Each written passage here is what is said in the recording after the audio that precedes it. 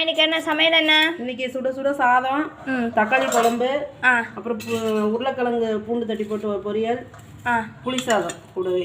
Okay, அவ்வளோதான் இன்னைக்கான சமையல். ஓகே, வாங்க சாப்பிட்லாம். ஓகே.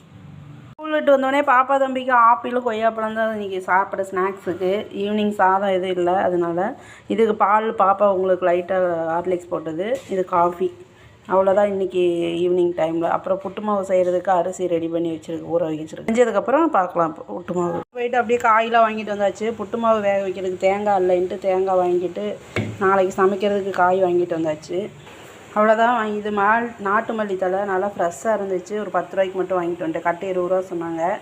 சரின்ட்டு 10 ரூபாய்க்கு வாங்கியாச்சு. நாளைக்கு சமையலுக்கு இது முள்ளங்கி வெண்டைக்காய், அவ்வளோதான்.